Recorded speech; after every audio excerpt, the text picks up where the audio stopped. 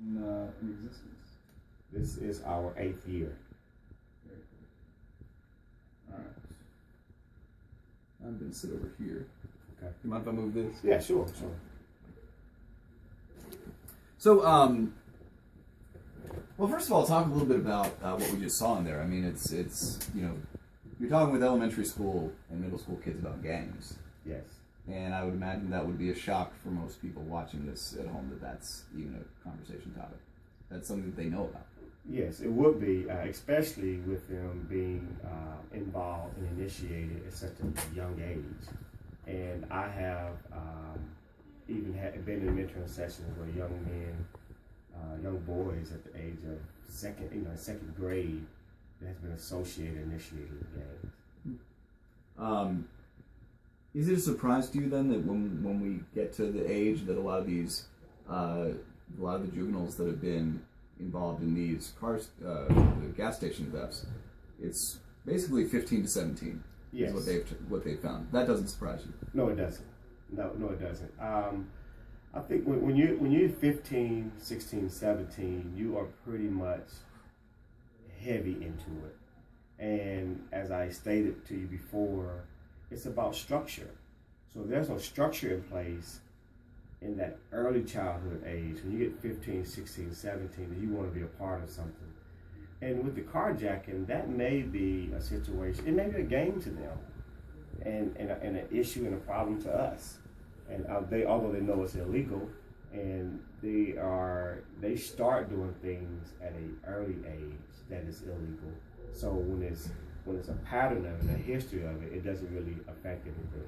That's very interesting. That's a very interesting point. That for us, this is top of the show news. This is very important. But for the kids doing it, it might just be what they're doing after school that day. It might just be their after school activity. That's what you're saying? That's exactly what I'm saying. It is their activity. It is their hobby. We could get 3 or 4 of those young men who are doing these carjackings, and we could pull them in this room. I would be very, very surprised if they would have the same perception of that you and I would. And they would say, we're just stealing cars. We're just having fun. So when you're at a point at that age when you're just doing these things, there's a major issue there. And I know with the carjacking that's going on in the South Fulton County area and across the world, I hear that there are things going in place. The DA's office and others are putting a task force in place to help this. Well, here's my thing with that. In working with young men for the past 8 years, and there are well over 200 young men that come through this organization a year. And mind you, we're here Monday through Saturday. So we're here every day. So when I look at the task force, and I think it's a great idea, I think it'll protect the people, it'll protect the victims, but it doesn't protect the perpetrators. So what I look at that as a trap. And what happens is when there's a predator who's targeting something and then he see a trap set up, it's 2 things he do. Either he'll go prey somewhere else or he'll find a unique way to get what he's preying on. So in this situation, I just hope that some services be provided for the people, the individuals that are committing these crimes. Because if we don't have any intervention, because what they'll do, they'll just go somewhere else and they'll just prey there. And because this is a Band-Aid, and these young men are in a situation, they need something more than a Band-Aid. They need surgery. Somebody has to go in and just dissect their lives, restructure some things and put it together. But with the cameras and the extra officers at the gas station, that's just a trap. And when a lion or whatever is trying to prey on something and they can't get to it, they'll back off for a few days and they'll come back again. So that's my only thing, is that we not only put police officers there and cameras up, but we also cannot forget the young people who are committing these crimes. Because if you don't get them any help, then you'll be at another gas station or you'll be at another person's home. So let's deal with the main issue. And the issue here is not really the gas station. Number one is the victims. and then you got to give these young people some help. Marvin Arrington talked about allocating $2 million in the budget. They're putting $2 million towards a task force and the Red Hat Squad that the DA talked about, that money should be matched in terms of summer job programs and mentorship programs. How does that sound to you? I think it's a great idea, and because if you're talking $1 million to put a program together, in which I have a $0 budget here every year, so you're thinking $1 million to where you have access to change the lives of young men, you can work a miracle. $1 million, because the first thing that I would do is I would spend as much time as I could with them one-on-one. And because what happens is, in the Saturday program we have here, we have different gang members in here. But when you get these young men together individually, then you would never know they're in a gang. So you have to go to the schools, meet with these young men at school away from their crowd, and get to know them. And then once you build that relationship, then you go from there. And then you have, but you can't, a job is not, doesn't have much value to a young man who doesn't even believe in himself. So until you teach him to believe in himself, he's just gonna go on a job, that becomes irrelevant. Because remember, I'm still in a car that is worth $40,000. All it takes for me is to find a gun, walk up to someone, give me the car. That's $40,000 that I've earned in 5 seconds without working. So now you take this young man and you put him on a job making $11 an hour. Well, before you do that, you gotta spend time with him and say, hey, look, it's not gonna come fast. It's not gonna come quick, because you're committing crimes. You're committing crimes that can send you to prison. I have not met a young man yet that's afraid to go to jail. However, everyone's afraid to go to prison.